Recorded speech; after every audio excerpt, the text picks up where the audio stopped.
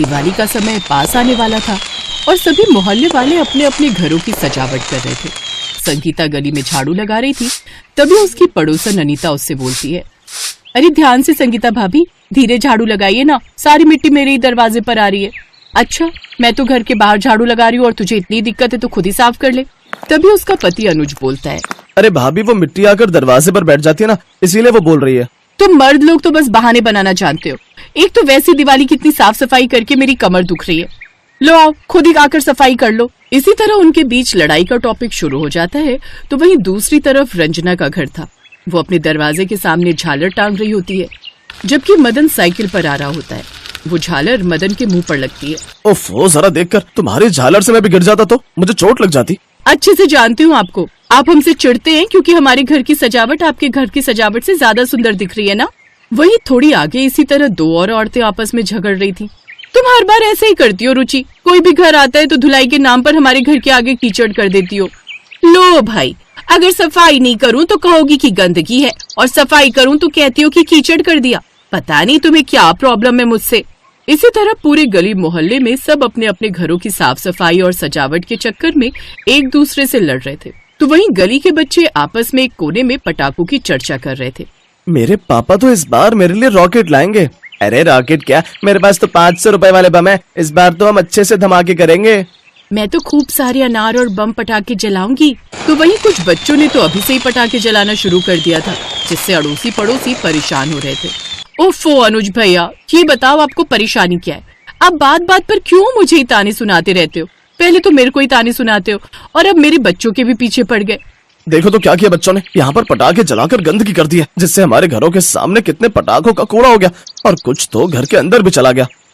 उफ, मेरा ही बच्चा कमीना है जो मेरी बिल्कुल नहीं सुनता। चलो बंदर। इस तरह लड़ते झगड़ते दिवाली का दिन भी आ जाता है और इस दिन मोहल्ले में गुस्से की जगह मिठास की बोली सुनाई देती है। ये लो अनीता भाभी, आपके लिए मैं ये खास रसगुल्ले लेकर आई हूँ, आपको पसंद है ना? अरे संगीता, इतनी सारी मिठाई! मुझे तो लगा था सुबह के झगड़े की वजह से तुम गुस्सा हो, लेकिन तुम्हारे चेहरे से और मुंह से तो इस वक्त मिठास ही निकल रही है। अरे भाभी, आपको तो पता है आस पड़ोस में तो ये सब चलता ही रहता है, लेकिन तीज त्योहार पर तो प्यार और प्रेम से ही रहना चाहिए। उधर रंजना भी मदन के लिए मिठाई लेकर जाती है। लो भाई जी, आप और भाभी मिलकर खाइएगा, आपके लिए आपकी पसंद की बर्फी लाई हूँ।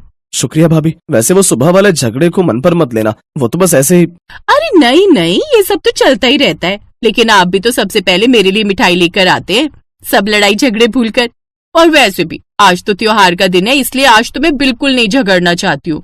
वैसे भी आप मेरे सबसे फेवरेट पड़ोसी हो। इसी तरह रेनू भी महेश को मिठाई देने जाती है।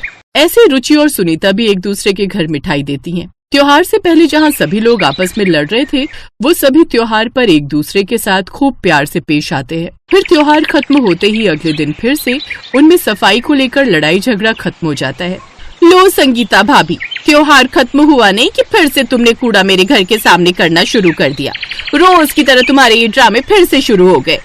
देख, मैं जानबूझकर तेरे उधर नहीं कर रही हूँ, ये तेरे उधर का कूड़ा है, तू खुद साफ कर ले। वैसे भी रात भर तेरे बच्चों ने खूब हुड़दंग मचाए है।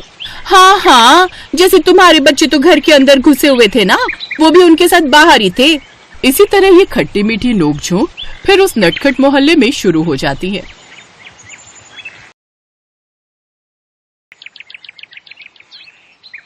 राजीव उठो, सुबह के 5 बज गए हैं। मैंने तुम्हें रात को बोला था ना कि 5 बजे उठ जाना। पूनम, अभी 5 ही तो बजे हैं, इतनी जल्दी अभी से क्यों उठा रही हो? सोने दो ना थोड़ी देर। राजीव, मैंने तुम्हें बोला था बालकनी और छत की धुलाई करनी है।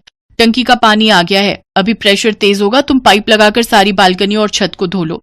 पूनम, अभी थोड़ी देर बाद धो लूंगा ना, पानी 9 बजे तक आता है। राजीव, मुझे वॉशिंग मशीन भी लगानी है, कपड़े पड़े हुए हैं बहुत सारे धोने वाले। मैं सोच रही हूँ तुम धुलाई कर लोगे तो मैं एक तरफ वॉशिंग मशीन लगा लूंगी। ये दोनों काम निपटा कर उसके बाद हम बाकी की दिवाली की सफाई शुरू करेंगे। तुम बिल्कुल नहीं समझते हो, मुझे दोबारा ना आना पड़े उठाने के लिए। मैं मशीन में पानी भरने जा रही हूँ, तुम उठकर बाहर आ जाओ। दिवाली की सफाई? ये पूनम तो अब अच्छे से मेरी सारी छुट्टियां दिवाली की सफाई में ही निकलवा देगी। पूनम कुछ दिनों से रोजाना सुबह जल्दी उठकर ही पूरे घर की सफाई कर रही थी। उसे बस यही था कि दिवाली पर घर का कोई कोना गंदा न रह जाए। इसके लिए वो राजेश को भी पूरी तरह से काम पर लगा चुकी थी। राजीव, पंखे का वो कोना हाँ, वहां से भी साफ करो, वहां से काला हो रहा है। कर तो दिया पूनम, इतना साफ कर दिया कि कोई अपना मुंह देख ले इसमें। अब नीचे आ जाऊं? हाँ, आ जाओ। अब मैं रसोई साफ करने के काम पर लग रही हूँ। एक काम करो, तुम आज नाश्ता बाजार से ही ले आओ। बच्चों की छुट्टी है, बच्चे उठने वाले होंगे और उठते से ही नाश्ता मांगेंगे। रसोई पूरी तरह से फैली हुई है, मुझे एक एक डिब्बा, एक एक बर्तन पोंछ कर लगाने हैं। पूनम, कल रात भी बच्चों ने बाजार का खाना खाया है। तुमने कहा कि कमरों की अलमारियां समेट रही हो, आज तुम रसोई में लग रही हो। आज फिर तुम नाश्ता कह रही हो कि बाजार का ले आऊं? तो और क्या करूं, दिवाली की सफाई है जरूरी। एक दो दिन खाना बाजार से आ भी गया तो क्या ही हो जाएगा। वैसे भी हम कौन सा बाजार का खाना खाते हैं, हर समय तो रसोई में लगी रहती हूँ। जाओ, अब तुम नाश्ता ले आओ, मैं रसोई साफ कर लूं। राजीव बाजार से नाश्ता लेने के लिए चला जाता है और पूनम रसोई की सफाई में लग जाती है। मम्मी, मौसी का फोन आ रहा है। हेलो, हाँ बोल सुरीली। क्या हुआ जीजी, बहुत जल्दी में फोन पर बात कर रही हो? अरे दिवाली की सफाई कर रही हूँ, रसोई में थी। सुन, थोड़ी देर में फोन करूंगी। पूनम काम में लगी रहती है। राजीव बाजार से नाश्ता ले आया था, वो लोग नाश्ता कर लेते हैं। पूनम ने अभी तक नाश्ता नहीं किया था, तभी उसकी कामवाली का फोन आ जाता है। अरे सरला, तू कहाँ रह गई? कितनी देर से तेरा इंतजार कर रही हूँ। बर्तन पड़े हैं और बाकी और भी दिवाली के काम करवाने थे तेरे से। तू आई क्यों नहीं? तुझे मैंने बोला था ना 7 बजे आ जाना, 11 बज रहे हैं। क्या कहा? आज तू काम पर नहीं आएगी? ये तो तेरी बहुत गलत बात है। दिवाली की सफाइयों के बीच में तू गायब हो जाती है। मुझे सब पता है तेरी चालाकी। तूने दिवाली का कोई बड़ा काम पकड़ लिया होगा। हाँ ठीक है, कल 7 बजे आ जाना। पूनम, तुम्हारा भटूरा ठंडा हो रहा है, खा लो, बाद में काम कर लेना। अभी खा लूंगी, रख दो। कोई नहीं, गर्म कर लूंगी माइक्रोवेव में, रसोई निपट चुकी है। पर काम वाली छुट्टी पर है, इसलिए बर्तन कर रही हूँ। सुनो, मुझे बाहर की गैलरी करनी है, छत पर कपड़े सूख गए होंगे तो वो ले आओ जरा। 2-3 दिन तक पूनम दिवाली की सफाइयों में ही लगी रही। उसने ना अपने ऊपर ध्यान दिया, न राजीव के ऊपर और ना ही बच्चों के ऊपर। उसे तो बस घर को साफ करना था। इस बीच शैंकी और चिंकी क्या खा रहे थे, क्या नहीं खा रहे थे, इस पर उसने कोई ध्यान नहीं दिया। मम्मी, मुझे भूख लग रही है बहुत तेज। दिख नहीं रहा अभी सारे घर के जाले उतार रही हो। एक काम करो, फ्रिज में ब्रेड जैम रखा है, वो खा लो। राजीव को भी अपने काम आज ही याद आएंगे। छुट्टियों में भी चैन नहीं है कि कम से कम मिलकर दिवाली की सफाई करवा लेते। पता है आज धनतेरस है, सारे घर के पर्दे बदलने हैं, सोफे के कवर बिछाने, कितने सारे काम हैं। मम्मी, मेरे पेट में बहुत दर्द हो रहा है और पॉटी भी पतली पतली आ रही है। कोई बात नहीं, थोड़ा पेट साफ हो जाता है। आने दे, पतली आ रही है तो। अभी मैं जाले उतार रही हूँ, परेशान मत कर। शैंकी कमरे में जाकर लेट जाता है।